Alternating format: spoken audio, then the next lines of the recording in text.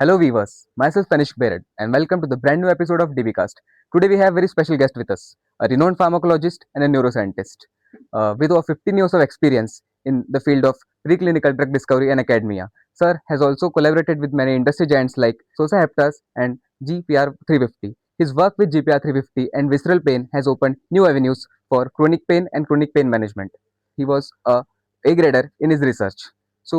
As a postdoctoral associate at the University of Cambridge, United Kingdom, and now as associate professor at Dadasaheb Balpande College of Pharmacy, Sir is the perfect guest and a perfect man to uh, answer the questions who are to the curious people about pharmacology, neuroscience, and drug discovery.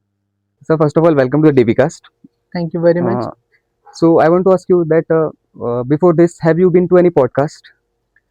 Not exactly in the way that we are like doing this today, typically for the students, but I have been to a number of podcasts in when I was in abroad. So because we Okay. used to discuss a lot amongst various group, not exactly related with education, sometimes on the social cause, sometimes maybe on social issues, and so on and so on. Sir, it's So been long. You had attended any podcast or participated in any podcast? yeah, I'm fortunate now. I'm sitting for this one for the So, DBcast. sir, So how thank you you very feel? much for once again like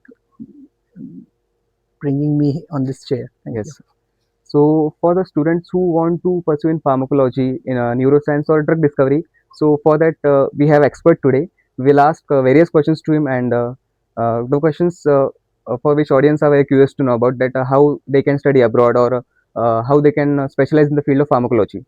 So, let's dive into the questions, sir. Of So, course, first of all, मैं ये पूछना चाहता हूँ कि अ, आपको pharmacology में ही कैसे interest है? Means why not other subjects? You choose that you want to pursue in a pharmacology. So what was the reason? like when I started to build my interest in pharmacology, really I was not aware that I'm getting interested or I'm getting getting attracted towards the subjects. I think nobody knows this at the starting point. So the true thing which I would like to say is like I always have a the kind of an inside out to ask why and how the things happens, which I think is something very much related to the pharmacology. So if Yes. you ask anyone about the pharmacological aspects of drugs, so you'll come across the questions like how the drugs act or what is the mechanism. So this vocabularies or this question arises always there: how, what, when, and therefore I Yes. think this is something which has took my interest in the subject. And when I started to kind of explore the pharmacology as a subject, then started to love the subject because then I began to imagine, like the things, how the things are written in the textbook. So you Yes. could actually imagine in front of you that some drugs are coming up and binding to the receptors, making a conformational change, and then it alters the kind of an action. So this is how I feel like it gives me some kind of an personal reward, I would say, and therefore this is how it becomes my one of my topic of interest. Yes. Sir so आप अपनी academic journey को कैसे means how was your experience through out your academic journey? आप उसे कैसे explain करेंगे? In terms of academia, I passed my farm like B farm with a very graduate score, 65% in my final B farm. Not a bright, very much bright, and so to say gold medalist sort of a student. But yeah, I was okay with my concepts and details. Then in the year 2009, I pursued my master's from in pharmacology specializations from Institute of Pharmaceutical Education and Research, Varda. And then I started my career as an academic in academia, serving this Dadasaheb Balpande College of Yes. Pharmacy from the foundation year, and that's how an journey began. And then later on in the year 2018, so till this date I actually have acquired like 9 years of an academic experience, and I was very much interested to take this journey forward, wherein I was looking for some good opportunities to pursue my PhD. But at the back of the mind, there was always a kind of an conscious where I would like to pursue my PhD from in an institute of repute.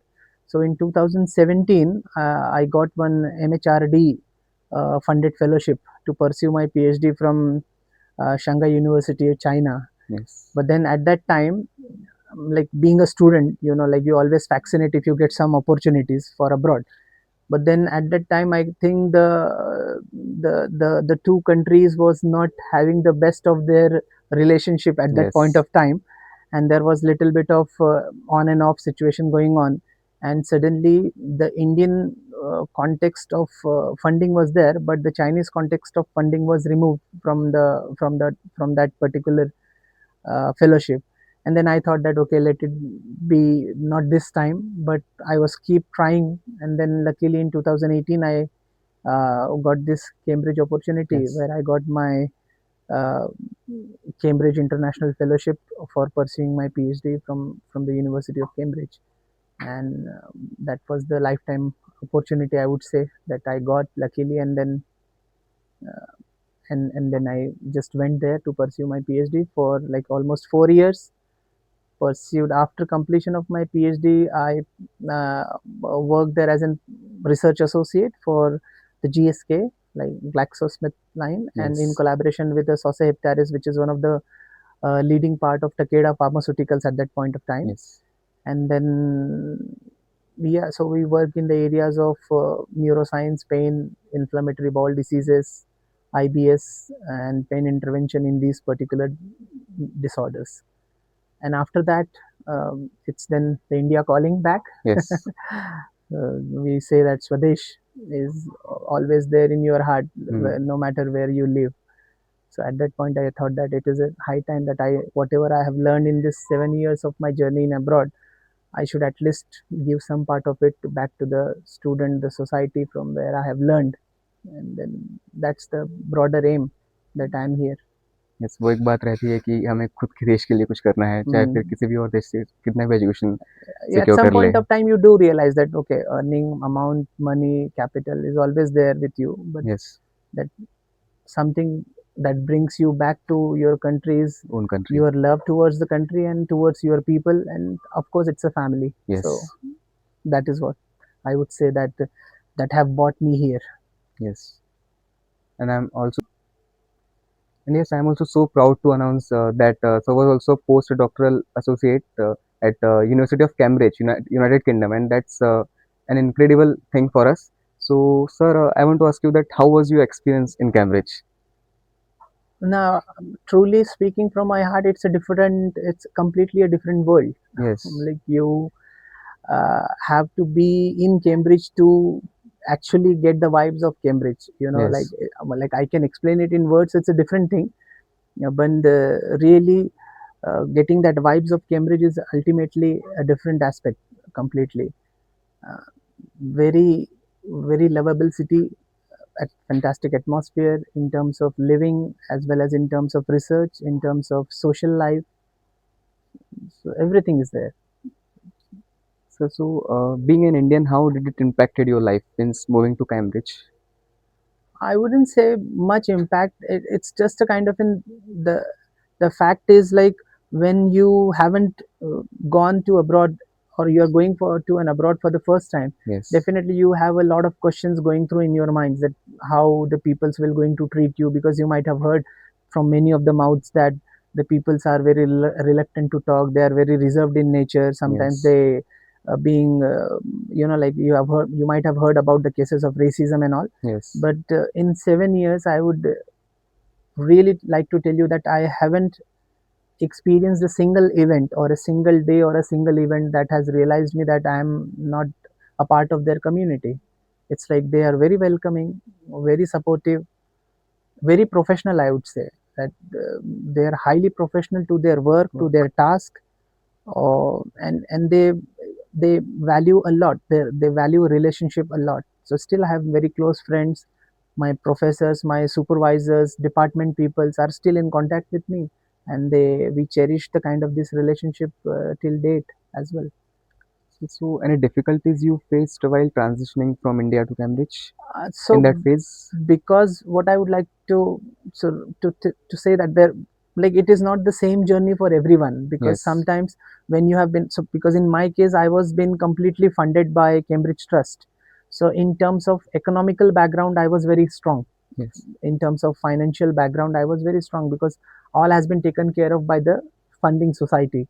So Yes. you have got your frontline tickets ready, and then the name of the university is so big that if you apply for a visa, there is no chance that the visa would be cancelled, because you all have upfront letter of recommendations, letter of Yes. admissions to the university, and then you also have the financial budget to say that you will be able to live there without any dependency.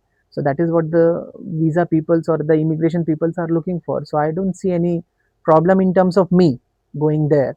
But yes, if somebody is going to pursue their education without a specific fellowship, or then the things are quite different for them, because then they have to arrange so and so sort of security deposits to show that they will be able to live dependently, how they will going to cater their like daily living expenses, the residential expenses, the tuition fees of the institute.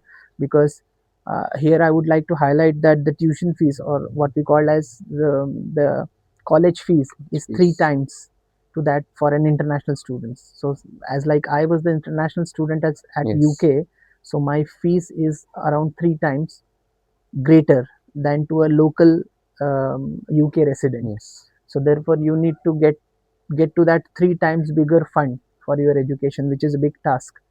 So therefore it like the situation is different for different conditions. So if you have fully funded fellowship, then the things are quite easy to move on, because you just have to look for proper accommodations, and the university have all that kind of a very hassle free services that you do not have to worry about. They take care of everything, like starting from your accommodation part, then where you will going to live for the first year, and then how, like they have settled down to all their businesses, because they are running this profession from like more than hundreds and Beginning. hundreds of years. Yes. So they know everything what a student like, so or what are the needs of upcoming students, especially if they are coming up from the other nations. Yes. So they will share you every and each and every detail upfront with the students. But on the second hand, if somebody is going on like by taking loans, or they are thinking that they will go there, work, and then pay their tuition fees, and simultaneously do their degrees as well, so the things are quite complicated in that aspect. So you have to be very justified about your decisions, that how you Yes. plan. So sir, as you mentioned about visa and scholarship, so maximum students जिन्हें abroad जाना होता है, out of India education करना होता है, सो उनकी means उनके लिए फर्स्ट क्वेश्चन ये होता है कि what about scholarships and visa. So कुछ ऐसे स्टेप्स हैं जो उन्हें मिस्टेक्स अवॉइड करनी चाहिए, जिससे उन्हें कुछ आगे डिफिकल्टीज ना आए. So how will you explain that, any difficulties to avoid, to prevent, so that the steps will be easier ahead? Yes, like these are very broader questions, I would say, like visa and the immigration process, the visa process, and the funding process. These all work very quite differently, but they are interrelated. So, for example, unless you show the immigration department that you have secured a proper funding source, that you are able to live in UK without any dependency. For example, suppose that you are going to UK, which is like very much expensive as Very compared to expensive. your own nation or Yes. your own country, then you need to prove them that if certain emergency comes to your like in your workplace, how you will going to tackle that. Do you have a capital to kind of get through with that situation? If you need any emergency funds for your project, then how you are going to manage? Who will going to source your research funding? Who will going to source for your the chemicals or the consumables that you are going to use for your degree? Then about everything, then where you will going to stay, how you are going to manage your like all that funds that you need to use for your stay and all that, the groceries, the day-to-day life funding, like the amount challenges, the traveling expenses and all. So you should take care of all that. uh, that is what the immigration peoples look for, Yes. that whether you are financially sound, either in terms of funding or by in terms of your own funds. Hmm. So that is the first case they look for. Then almost of course there is an requisite where they will check for whether you have a right to enter into UK. That means you are your background is completely clean, you do not have any any cases running on you, or Yes. plus simultaneously whether have you got any proper letter of admission, that have you been admitted to a specific university, have you got the letter from your supervisor, have you got an admission conditional admission processes. So they will get all these checklist done. Then they might also ask you for the medical fitness, like especially for UK you will have to produce a TB free certificate of your own, like because you are staying in India and then you are going abroad, they ask for that tuberculosis free certificate, like you are free from the tuberculosis kind of a diseases. So that's a nominal thing. They every immigration people or the visa people are visa offices ask this thing. But to cut the story short, you need to show them that you have a right to education, you have a right to enter into their country, you have all funding acquired, whatever is the fund needed for you to complete your degree courses, and you have a genuine admission process or the admission letter from the university. So that's the basic requirement that the immigration office will ask for. Now about funding, if you talk about funding, then that's again a different criteria. Yes. So funding depends on various as like they have a various categories, there are various categories of funding, I would say. So for example, there are private funding organizations, for example in India, um, you have some organization who funds the students, those who want to study abroad, but those fundings are loan fund, like in terms of loan, so that they will provide you the loan. I think you do not have to pay them the interest back, but then you have to return the money whatever you have used for your education once you get a job. Yes. Then there are certain kind of fundings where you can acquire from Indian government, or the in collabor where the Indian government work in collaboration with the universities abroad, where they have set a fund, special allocations, where they will provide some percentage of funding. For example, if your tuition fees is 100 £1,000, like £100, so they will give you like £50 or £60 in funding. So that's called as partial funding. Yes. Okay, and then rest of the things you have to arrange by yourself. The third category of funding is complete funding, where you will get everything. You might get tuition fees, then you might get a living expenses, and you might even get like the kind of traveling allowance, one and two and fro traveling allowance.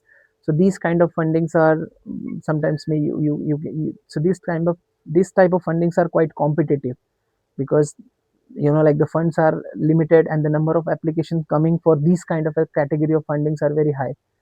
So for example, if I am right, so Cambridge per term receives more than 26,000 applications for individual courses, along with funding and admissions, and only few hundreds uh, qualifies to that particular aspect. So it's very competitive. So you have Wellcome Trust, you have like Gates and Melissa Foundation, especially for Cambridge. I'm telling you. Yes. Then you have the one funding that I have got from the Cambridge Trust. Then you have Commonwealth Fellowship Program, where they fund a lot of students for the those who want to pursue their education in UK. So it's a big story. Like it's a big. Um, I would say it's a big matter that you need to understand depending upon your condition, that what sort of funding you are applying to. Based on that, your future or your steps will going to change. Yes. Based on what type of documents you have, your process of visa will going to change. Yes. You need to check each and every minute details about the individual who is going to Yes, take admission in their institute. it matters Yes. because everybody has a different, like has a different uh, path for going to the UK. Yes. Like students do have almost have a similarities, but some students want to go there on a global talent visa, so Mhm. that's a different story. Like you need to have different criterias for that. Somebody wants to go on for a work, so it's a different criteria. Somebody only wants to go for pursuing education, it's a different criteria. So based on that, you have to first categorize yourself, that how you want to move abroad, why you want to move abroad, and what sort of an documents and details or visa processes you will have to go through. So it's an individual homework that they have Yes. to do. So how will you differentiate the education system of India and United Kingdom?